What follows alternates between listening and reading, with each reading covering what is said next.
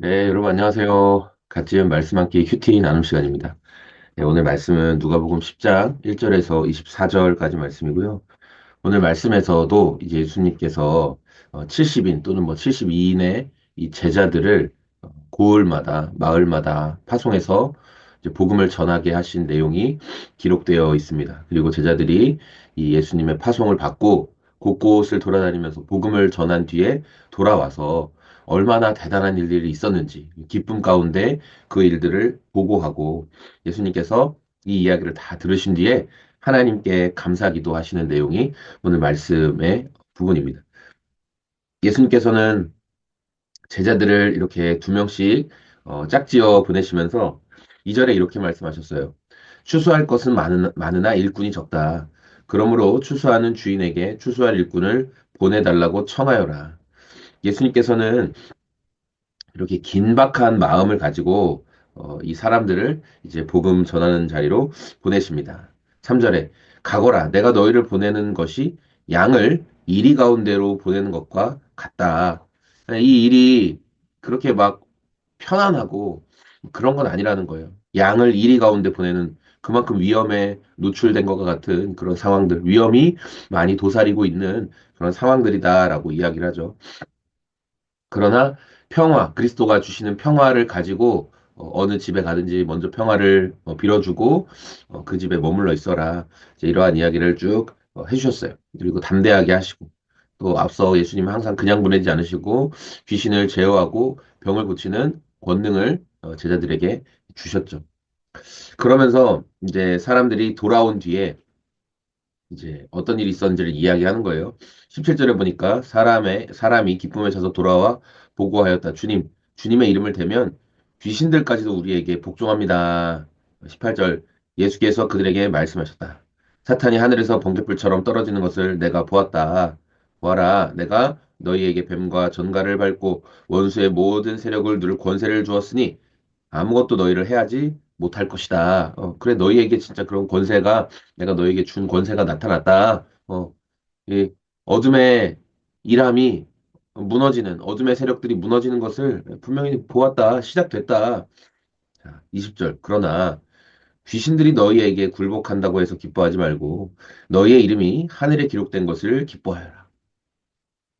우리가 예수님을 믿으면 우리의 과거의 죄, 현재의 죄, 미래의 죄, 이 모든 부분이 다 용서함을 받게 되거든요. 그리고 그 일을 예수님을 영접하는 순간 어떤 일이 일어나냐면 우리의 과거로부터 현재, 그리고 다가올 미래까지 우리의 삶에 예수님이 구원해 주신 구원의 능력과 효력이 나타나게 돼요.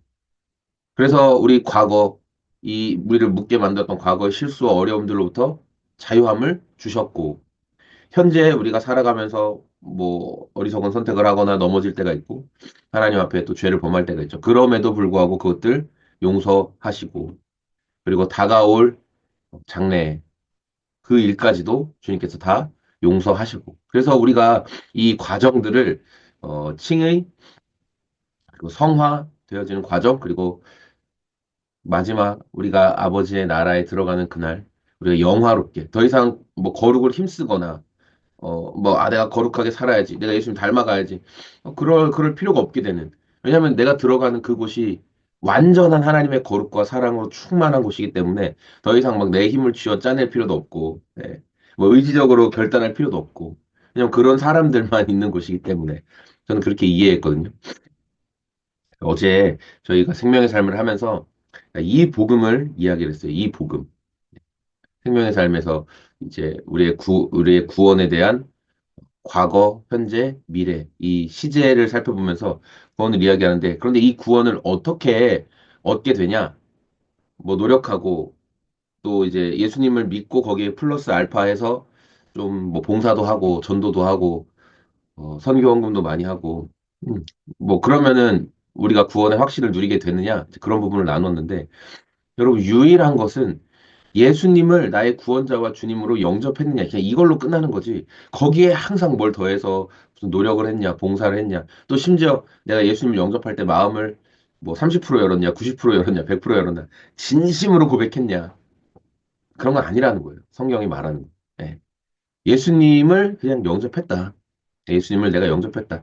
그래서 뭐 사람이 판단할 수 있는 게 아니에요. 너 진짜 영접했어. 뭐 정말 간절하게 영접했어. 너 영접했을 때 울었어, 안 울었어? 감정적인 어떤 충만함이 있었어? 그거 다 잘못된 거예요. 예수님을 그냥 내가 영접했다라는 게 근거예요. 하나님의 자녀가 되는 근거. 음. 그리고 하나님께서 말씀하셨어요. 네. 내 말을 듣고 나 보내신 이를 믿는 사람은 어, 죽음에서 생명으로 옮겨졌다. 완벽하게 끝났어요. 하나님 나라에 예수님을 믿을 때 하나님 나라에 내 이름 등기쳐 놓은 거예요. 예. 그렇게 믿어요. 그렇게 하지 않으면 수많은 그 생각들이 들어와서 이 구원을 흔들어 놔요.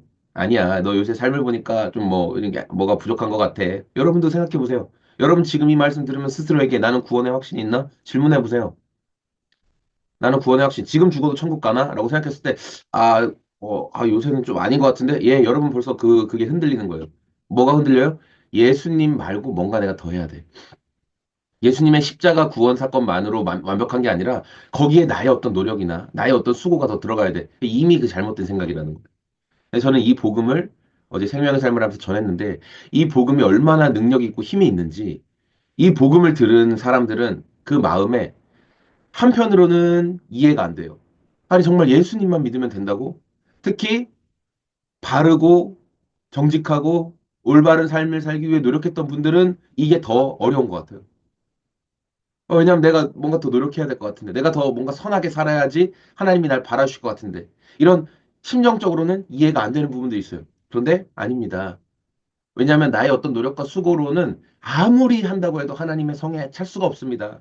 그래서 하나님 편에서 예비해 두신 구원의 길, 예수님을 통해서만 구원을, 구원의 길을 예비하셨다고 하셨습니다. 예수님을 통해서만 인정해 주신다고 하셨습니다. 예수님을 믿는 사람은 어떤 사람이든 하나님께 인정받습니다. 하나님의 자녀가 됩니다. 왜냐하면 예수님이 하나님께 다 인정받으셨기 때문입니다. 그 복음만 전했더니 우리의 마음이 두근거리고 우리의 마음이 감격이 있고 그렇구나. 이런 나에게도 예수님 구원의 은혜를 베풀어 주셨구나. 그것만으로 충분하구나. 거기에 뭘 더해서 애쓰고 노력하고 수고하는 거 그게 구원의 근거는 아니구나. 물론 예수님을 영접하고 난 뒤에 우리에게 주님 닮아가는 거룩한 삶, 성화의 삶을 살아가고 싶은 열망을 주시기 때문에 반드시 예수님 닮아가는 모습이 나타나게 됩니다. 나타나게 돼요. 네. 근데 순서를 뒤바꾸지는 말라는 거예요. 거룩하게 살아가려고 하면 예수님 구원을 받는다가 아니라는 거예요. 어쨌든 어제 그 이야기를 나눴는데 이 복음이 굉장히 정말 힘이 있다는 생각을 하게 됐습니다. 여러분 오늘 이 제자들도 똑같죠. 파송받고 돌아온 제자들이 막 어떤 뜨겁고 대단한 감정으로 귀신에게 명하고 병든 사람에게 병이 나아라 그렇게 말했다고 해서 병이 낫고 귀신이 떠나가고 그런 건 아니에요. 왜 나왔어요? 왜 그런 일이 기적이 왜 벌어졌죠? 왜 이 사탄이 하늘에서 번개불처럼 왜 떨어졌죠? 예수님이 제자들에게 권세를 주셨기 때문이에요. 내가 너희에게 이 권세를 준다. 내가 너희에게 귀신을 쫓아내고 그 권세를 준다. 그러니까 제자들이 주님의 이름으로 말하면 귀신들까지도 우리에게 복종합니다. 제자들이 경험한 거예요. 자기의 뭐 어떤 대단한 노력과 선행과 그간의 수행으로 된 게 아니라 예수님이 나에게 권세를 주셨고 나는 그것을 믿고 귀신 들린 사람에게 귀신아 나가라. 예수님이 너 나가라고 하셨다. 너 나가라. 이 병아 회복되라. 이 사람이 병에서 예수님 낫게 해주십시오. 나았다는 거예요. 귀신이 떠나갔다는 거예요. 왜? 이 사람의 노력이 아니라 예수님의 권세가 거기에 있었기 때문에. 예수님이 제자들에게 그 권세를 주셨기 때문에. 그러면 여러분, 우리 삶에도 오늘 내 감정은 나 지금 죽어도 천국 가나? 내 삶을 요새 보니까 좀 아닌 것 같은데? 그건 여러분 감정에서부터 출발한 내가 구원을 이해하는 법이에요. 그러나 우리는 어디에서부터 출발해야 돼요? 예수님이 나를 구원하시기로 약속하셨어. 예수님을 나의 구원자로, 나의 주인으로 영접한 사람은 나를 구원하시겠다고 성경에 약속하셨어. 거기에서부터 출발하는 거야. 내 감정이 안 따라갈지라도. 그러면 거기에서부터 오는 그 흔들림 없는 그 온전함으로부터 우리의 삶이 예수님을 더 닮아가고 구원의 확신을 갖고 있는 자가 누릴 수 있는 담대함들. 구원의 확신을 가지고 있는 사람이 누릴 수 있는 담대함이 엄청 많거든요. 그 담대함을 누릴 수 있죠. 여러분 오늘 이 말씀 생각하면서 혹시 요즘 내가 뭐 주님 앞에 뭔가 그분이 기대하는 것만큼 잘 살고 있지 못한 것 같아 라는 생각을 가지고 있어서 그 주님과의 관계가 좀 뭔가 멀어진 것 같고 그런 분 계세요? 나로부터 근거하지 마십시오. 예수님의 약속, 예수님이 행하신 일, 그렇게 하기로 하셨다는데 자꾸만 여러분이 저는 아닌 것 같은데요. 예수님 저를 믿으면 구원한다고 하셨다고요? 근데 저는 제가 그때 영접 기도를 뭐 제대로 못한 것 같은데요. 그런 말에, 그런 생각에, 여러분으로부터 오는 생각에 음, 마음 쓰지 않기를 바랍니다. 예수님을 영접한 사람은 구원해 주시겠다고 약속하셨습니다. 예수님이 권세를 주셨기 때문에 70인 내 파송된 사람들이 병과 악한 것들을 제어할 수 있었습니다. 약속 믿고 살아갈 수 있는 저와 여러분의 오늘이 다 되시기를 소망합니다. 고맙습니다. 안녕히 계세요.